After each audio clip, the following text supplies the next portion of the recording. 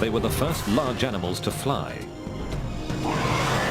Their bodies were so bizarre that it's hard to imagine how they got into the air. They were pterosaurs, and they ruled the skies for 150 million years. I'm blown away by these animals. Pterosaurs are probably the weirdest animals that live on this world. They're the closest thing to living dragons the planet has ever seen. But they're not birds, and they're not bats. So what on earth are they? They're impossible animals. They're reptiles, and yet they're flying around. How on earth could these animals ever fly? And can they fly again? We join one team on their quest to build one, as they hunt for evidence to unlock the mystery of their flight and piece together clues that may uncover their secrets. We're about to come face to face with the monsters of the sky.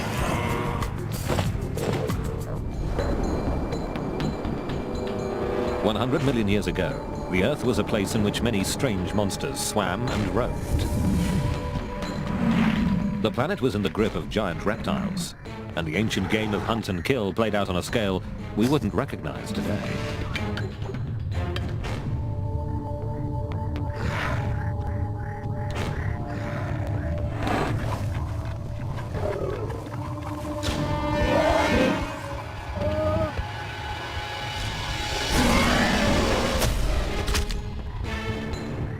But there was another dimension to this world, one that's often overlooked, but in many ways is even more remarkable.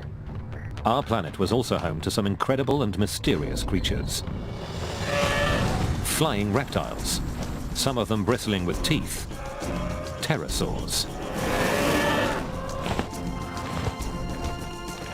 After insects, pterosaurs were the first animals to fly.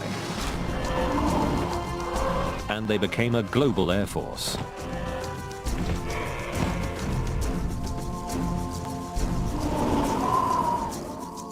Pterosaurs appeared abruptly in the fossil record 220 million years ago.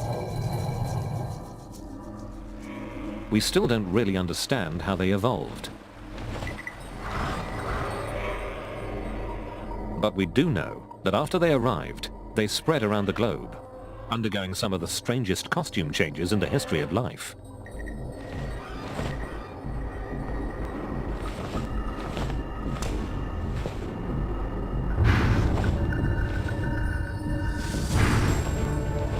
Some had short tails, others long. Some were as small as a sparrow, others were giants. Many were covered with something like hair and sported flamboyant crests. They had outrageous jaws, fine-tuned for hunting. But for all their variety, it was flight that defined them. Somehow, these long-necked, gawky creatures not only worked out how to fly, they perfected the technique. 220 million years ago, this skill set them apart from every other large creature. Birds didn't even exist yet. But pterosaurs ruled the skies.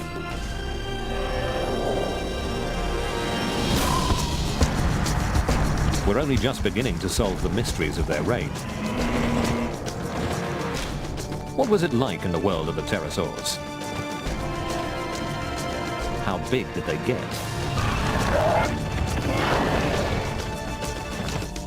And how does an animal that resembles a broken umbrella get its ungainly body into the air and manage to fly?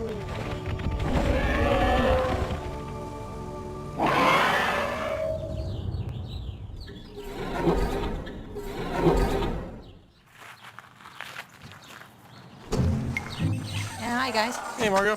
Hey, how's it going? Led by Dutch engineer and Stanford professor Margot Gerritsen, one team will try to build a model, a lifelike flapping and flying pterosaur. And there are instructions for building a pterosaur. They're written in stone. You have to get everything from the fossil record. So it's fascinating to try to put it all together like one big puzzle. It was a beautiful design, something that's extremely hard to duplicate. It's going to be real challenging, Paul, because if you To work out how pterosaurs flew, we need to understand the strength of their bones and how they moved. We also need to work out the shape and construction of their wings and how they flapped to create lift and thrust to power their flight. The Stanford model is in its early stages, more aircraft than animal. But gradually, it'll become more realistic as the team first builds it and then tries to keep it in the air. 5, 4, 3, 2, 1. Here we go.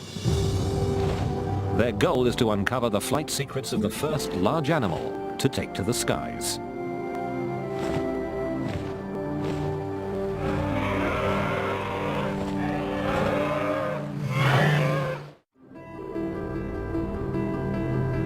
We used to think that birds and bats were the only big flyers in the skies. But a strange discovery near Solnhofen in Germany shattered this myth. This limestone quarry turned up clues about life in a shallow lagoon 150 million years ago.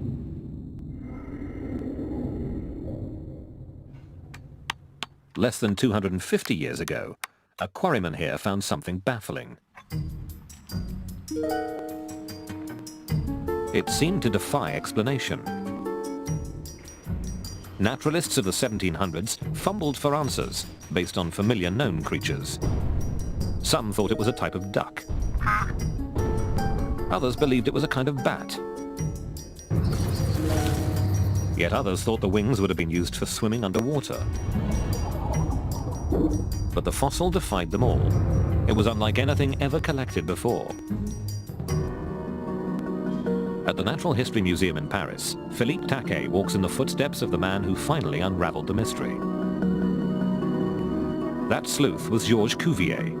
He was the first person to realize that animals had become extinct, and the first to understand what dinosaurs were. And here, 2 centuries ago, he applied his forensic eye to the German fossil and blew the case wide open. Cuvier received a drawing of this strange petrified animal, and he realized suddenly that it was completely a new order of animal.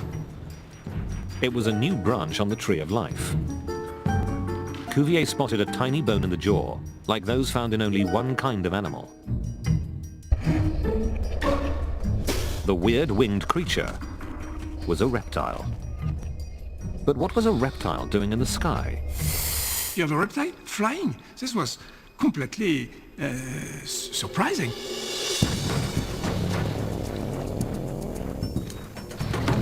How could a cold-blooded, lethargic beast akin to a crocodile launch its bulk into the air? Cuvier found the answer in the hand. A single finger had grown to enormous size. And Cuvier said, I will call this animal the pterodactyl. That means the wing on the finger. It was a revolution in zoology.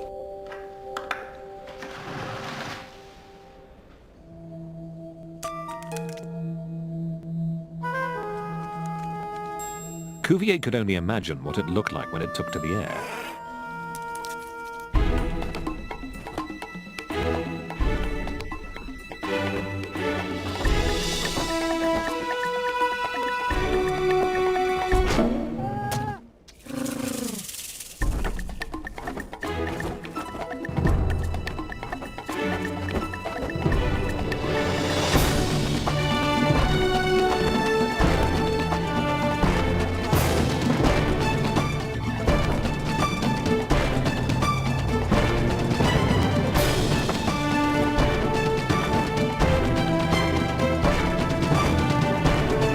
For 200 years, we've known that pterosaurs flew, but it's only recently that we've started to understand how.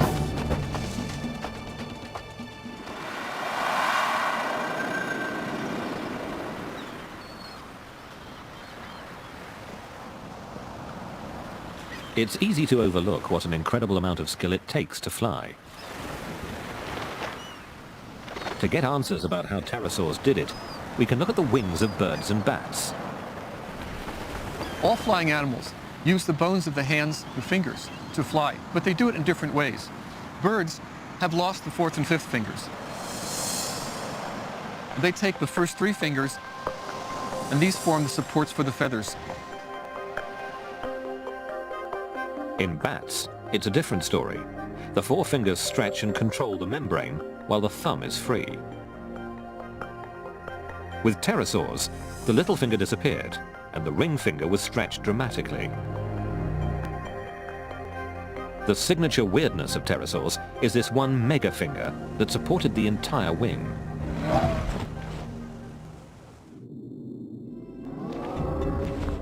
You see an animal that is like nothing else you've ever seen.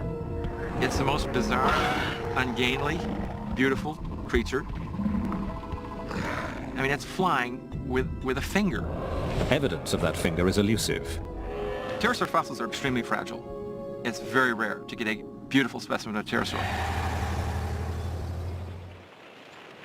Nevertheless, Paul Serino did it. A few years ago on an expedition to Africa, he found a pterosaur where no one expected it. It's a pterosaur bone, probably a wing bone.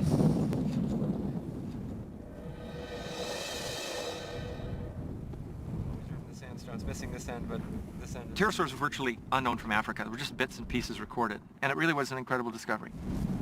Before this expedition, major pterosaur discoverers had come from Europe, China, and the Americas. The discovery of our African pterosaur showed they had a global reach. They truly conquered every continent. When Serino found his pterosaur, he also found fossils of a heavyweight predator called supercroc. That's Sarcosuchus? This is Sarcosuchus, the giant crocodile of Its jaw alone measured nearly 2 meters. One huge skull. Did pterosaurs clash with this giant? Each creature may have hit where the other was weakest.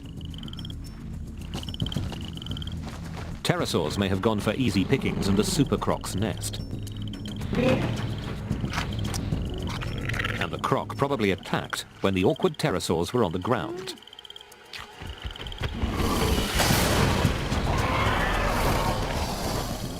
Investigators recently unearthed evidence of a similar conflict, the first of its kind ever discovered. A fossil find in Canada may show that pterosaurs did tangle with dinosaurs. Dinosaur Provincial Park was once a North American Serengeti.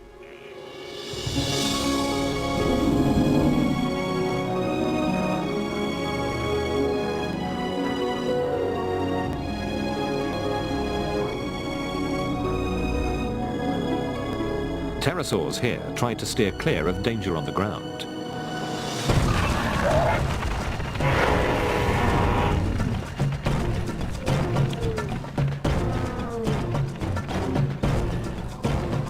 But they had to eat, and that meant landing.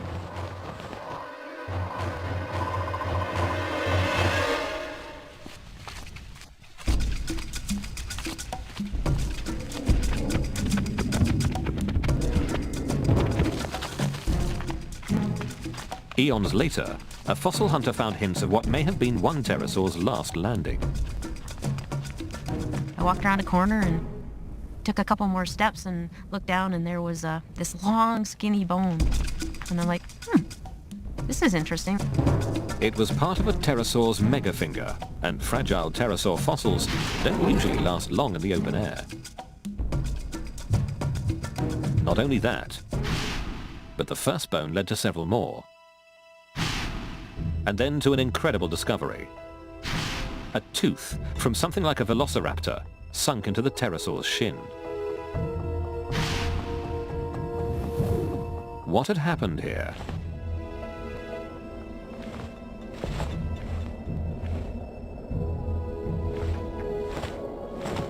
Below the pterosaurs, raptors were constantly on the hunt.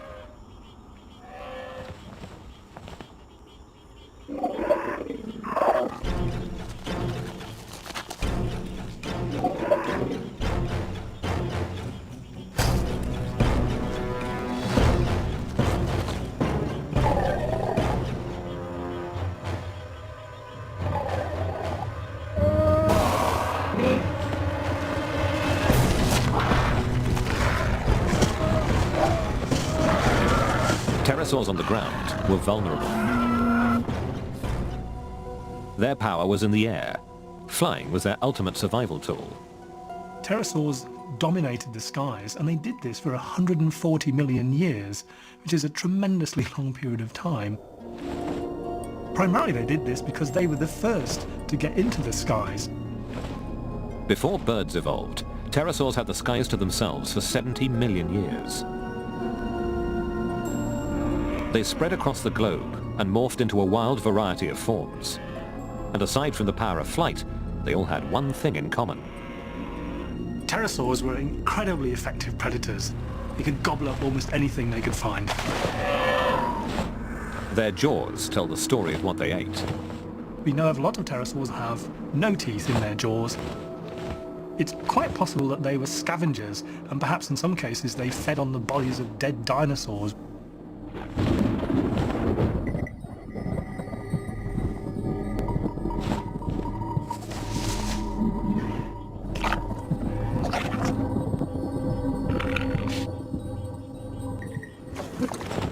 Many pterosaurs were aggressive hunters. Some were able to snare their fish on the wing. These big, long, sharp-pointed teeth basically are the tools of a fish catcher who wants to make darn sure that he grabs his prey when he sticks his beak into the water. One kind of pterosaur used a sieve of 1,000 teeth to strain for crustaceans. Other pterosaurs have long, sharp-pointed jaws which they use to lever shellfish off rocks or pluck them out of the sand. For all their variety of feeding techniques, pterosaurs were often found by water, shorelines, rivers and lakes. And water wasn't just a place to eat, it was also a place to be eaten. Tylosaurs, giant marine reptiles measuring up to 15 meters long, lived in prehistoric seas. And above them flew the nyctosaur. Its freakish meter-high head crest, as big as its wing, may have supported a kind of sail.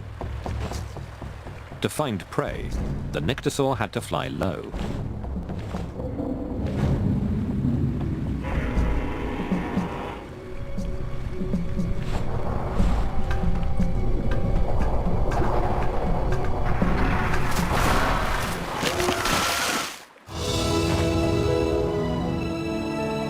But for every pterosaur ambushed from below, many more spread across the globe. The 5-meter African pterosaur cast its shadow on duckbills. It cruised over prehistoric turtles.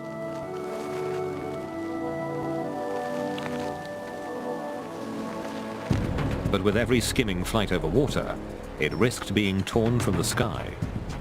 So to avoid that fate, pterosaurs could not only fly, they could fly well, even at low altitudes.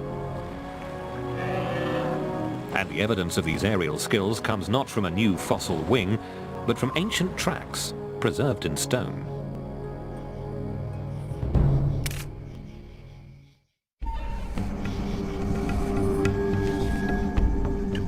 In the past, no one ever thought that pterosaurs could have been skilled flyers. Their clunky bodies seem to prohibit anything but gliding. But near Toulouse in France, a new piece of evidence has quashed this myth. Two investigators examined the rarest of pterosaur fossils, not petrified bones, but fossilized footprints.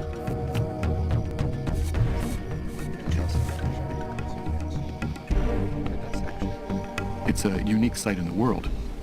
This is the first site that actually preserves pterosaur tracks that everyone agrees are pterosaur tracks. One set of footprints here is as vivid to trained eyes as a series of photographs.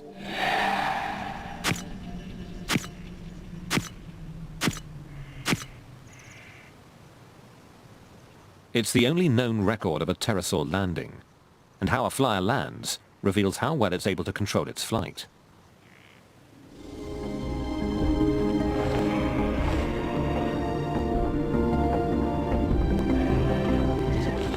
Aeronautical engineer Paul McCready is known for inventing weird flyers, like the Gossamer Albatross, the first human-powered craft to fly across the English Channel.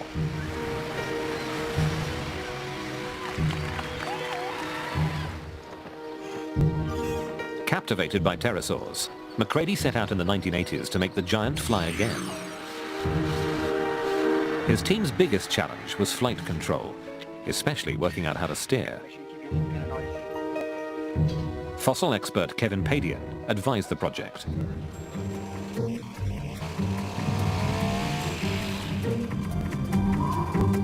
They were able to get it off the ground, get it up in the air. It was fantastic at the time. We now know that pterosaurs mostly relied on their incredibly sophisticated wings for steering. Macready's wings weren't up to the task. They were made from an unlifelike rigid carbon fiber. His solution to flight control was aeronautical. He created an aeroplane in pterosaurs' clothing.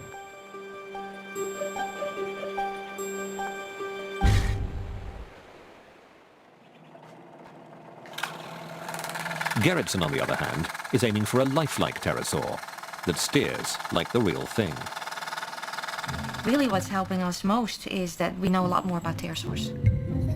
Because lots of fossils have been found, we know much more about how they were built. For example, fossil evidence shows that pterosaurs flew with their heads angled down, not parallel to the ground, as Macready's model did. A lowered head makes flight far more difficult to control, but that's how real pterosaurs did it. Weight is another challenge. The power-to-weight ratio governs all flight. Here, the model has another advantage: new super-light components. The batteries are a lot lighter and very powerful, and that's helping us a lot. The batteries hold 15 times as much power per kilogram as Macready's did. The servo motors are also far smaller, lighter and more powerful. But the biggest difference is the wing. The goal is to solve the steering problem by copying the complexity of a real pterosaur's wing. Macready's wing had only a single moving joint, the shoulder. But this wing has 5 joints. At a runway for remote-controlled aircraft, the model's wings are about to be tested. At this stage, the model is still only part pterosaur. It needs an aeroplane tail to steer, and it uses a propeller for takeoff. But although it may look crude, it boasts one of the most sophisticated wings ever built. Based on clues from pterosaur fossils, there are 5 movable joints inside the wing for steering. The shoulders rotate. They can also sweep forward and back. The wrists can also rotate and sweep, and the wing can bend at the elbow. The object now is to experiment with these joints. That's the one thing that we're trying to figure out with this replica right now. Which of the joint motions are really critical for control? The answer was wired into the real pterosaur's brain, so Mike Luvara will have his work cut out for him. It is a challenge. It's certainly like flying a ball, and you got to keep on trying balancing on top of the ball. Okay, here we go.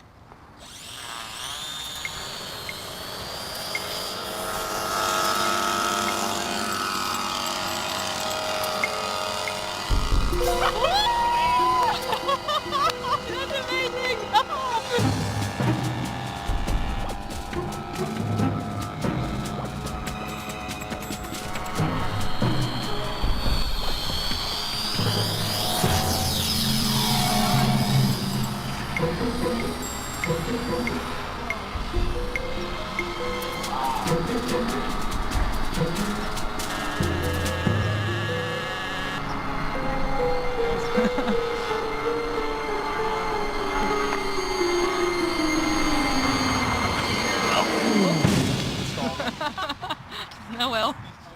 Luvara couldn't react quickly enough to keep the model in the air. I would have loved to make it all the way around, but I think we need to do a little more work. Oh my goodness. But it's still a breakthrough. Never before has such an adjustable, lifelike pterosaur wing flown. Something's loose here. I think we popped the elbow. Pterosaurs don't give up their secrets easily. And for a long time, one fundamental fact about these outrageous flyers eluded us. Were pterosaur babies born live, like some snakes or lizards, or did they hatch from eggs? this question was answered only recently. In China, 2 paleontologists uncovered a fossil of a tiny curled-up pterosaur. It was a pterosaur chick inside an egg. The discovery of the egg was probably the find of the century, because this tells us something about pterosaurs, about how they reproduced, of which we had absolutely no information before. It was pure speculation, and suddenly here we have an egg. This still doesn't tell us when young pterosaurs began to fly, but Dave Unwin has a controversial theory. Evidence shows that many baby pterosaurs died far from the nest. We find the fossil remains of these individuals miles out at sea. And the only way they could get there is if they were actually flying animals and they got caught in a storm, ended up dead in the water and were buried in the sediments at the bottom. Could pterosaurs have been able to fly right after hatching? Newborn birds and bats can't because they're awkwardly proportioned.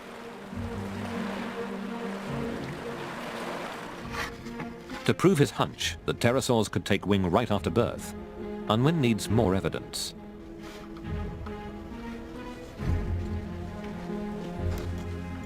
He's assembled a rare series of fossils, the same kind of pterosaur at 3 different ages.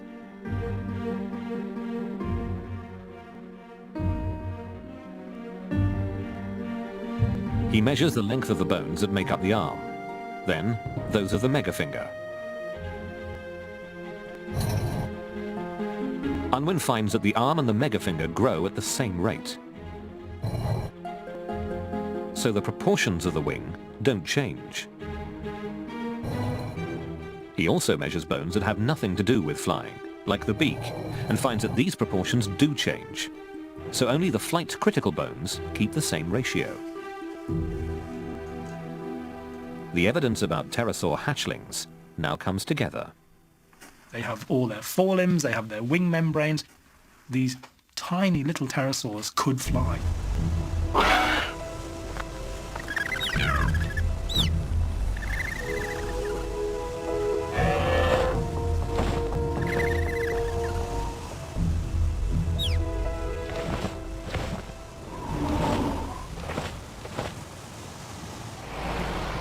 The model is nearly ready for its next flight test. But its body hasn't quite finished evolving.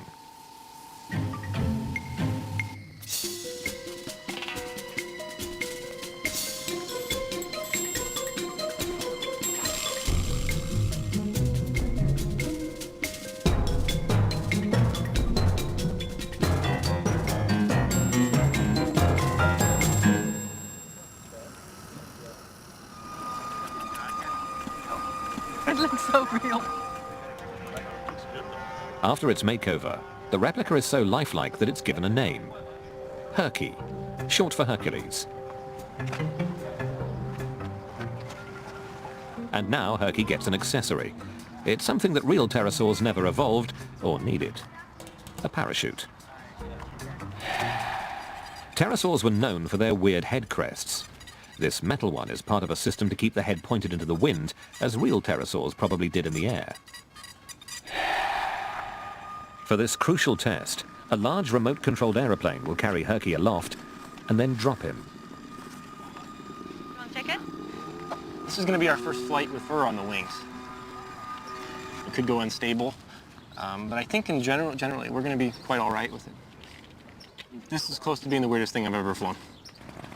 Herky must rely on Michael Luvara's reflexes. A real pterosaur had a big advantage, a flight computer, its brain. A new discovery suggests that its brain could make precise micro-adjustments of the wing many times a second. In a major breakthrough, recent X-ray scans of their skulls revealed faint imprints of pterosaur brains. Pterosaurs had huge balance organs that were able to measure tiny changes in pitch, yaw, and roll. A large part of the brain helped keep the pterosaur's eyes steady during quick maneuvers, a skill critical for hunting. Controlling flight also required gathering data from the wing as well as from the arm and leg joints that kept the membrane taut.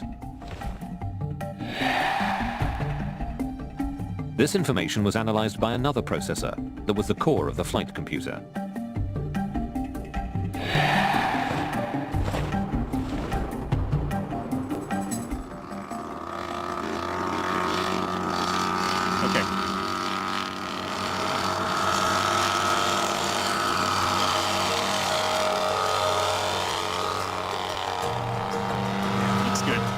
With Luvara filling in for Herky's brain and a second pilot controlling the mothership, a gliding test of Herky's lifelike wing begins.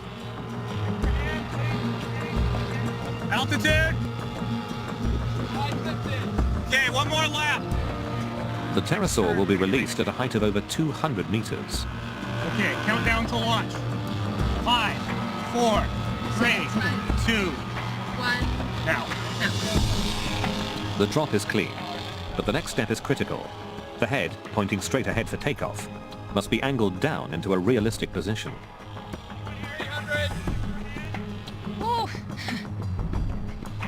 But Herky begins to pitch down.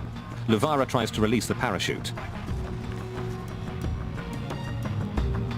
It doesn't respond.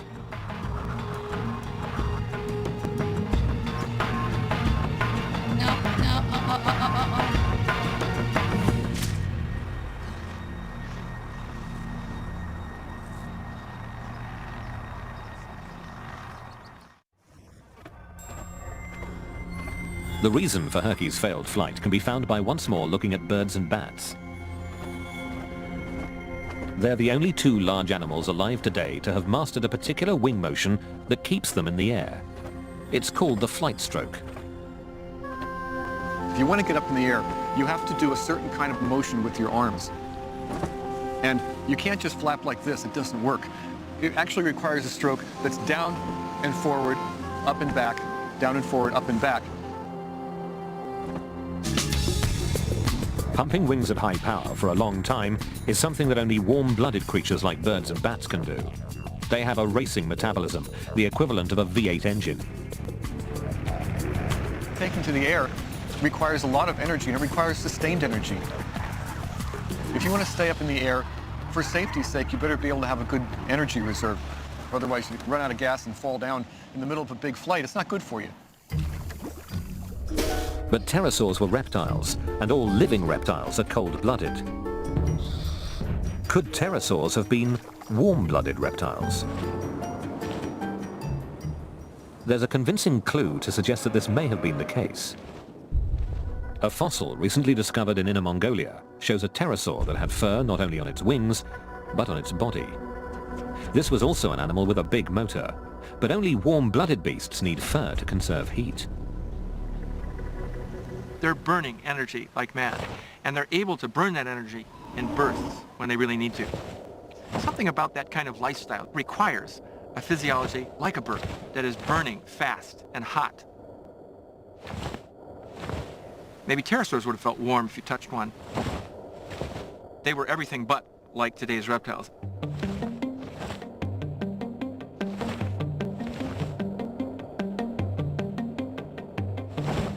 Pterosaurs needed one more feature to execute the flight stroke. The flapping takes a lot of power.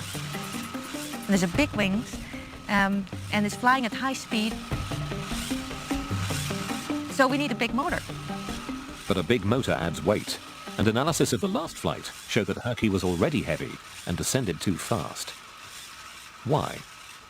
All this cosmetics that we put on actually took us back in flight ability. So to fly more like a real pterosaur, Herky has to look less like one. Newly shaved and in fighting trim, Herky evolves from glider to flapper.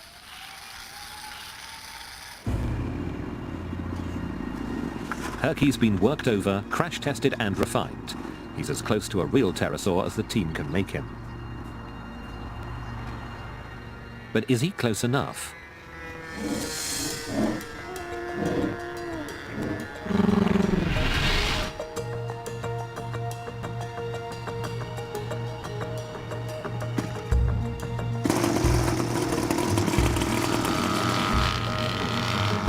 On a wing finger and a prayer, Herky takes off for the last time.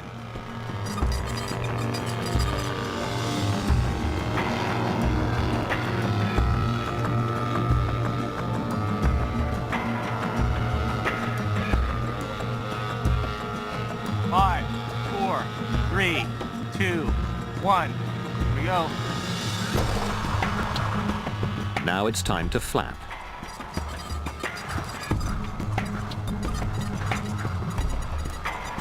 But after a single flight stroke, the wings jam. Herky's engine is too weak, and he can't even get his wings back to level. Luvara bails out. It worked. About 50 feet, 40, 20, touchdown. No, it doesn't look too bad. I think the parachute saved us. Yeah. Turned it off. I think we lost our clutch and gearing. Oh, that's it. Yeah, look at that. That's why it didn't flap. I think we were spinning the motor with nothing. Yeah, the whole clutch system came apart. How about that? Oh, that explains a lot. No? That also Herky turns out to be a runt. Yeah. Later calculations reveal that his flapping motor had only half the power a real pterosaur would have There's an had. incredible load in the air. But Herky's wings have still helped to rewrite the book on pterosaur flight. A little bit of slop inboard. I don't know what that was. I'm really proud of the design of the wings. We built a wing that behaves beautifully in gliding flight. We can control the shape, and by controlling it, we can steer the pterosaur. So that's been fantastic. The real animals set an almost impossibly high standard. And it was only by building Herky that we've learned just how skilled they were.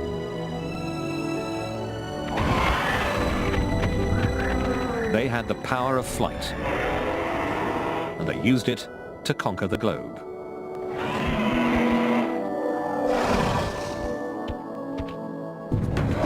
Tenacious hunters, they adapted to different diets.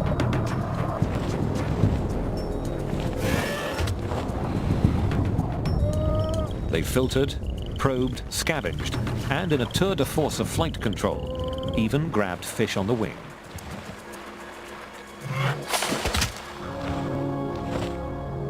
They were quite amazing.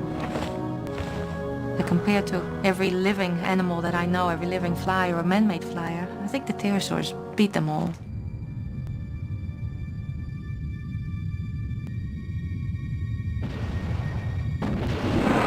But after ruling the skies for 150 million years, the sky monsters and the planet suffered a calamity.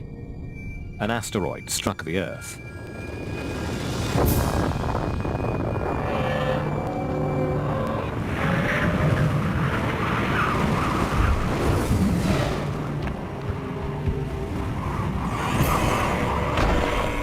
One theory suggests that the aftermath wiped out the dinosaurs.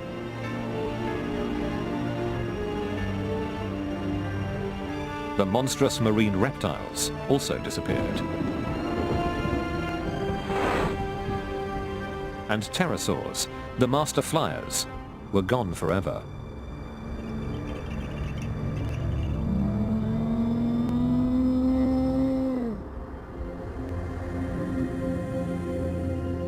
The skies are now left to the birds and the bats. But for all their majesty, they'll never match the grandeur and uniqueness of the greatest creatures ever to take wing. Dragons, of course, are fantastical creatures. Jaws full of teeth, huge wings.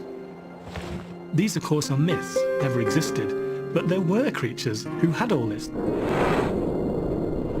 They were huge, they had big teeth, they had claws, and they were the pterosaurs.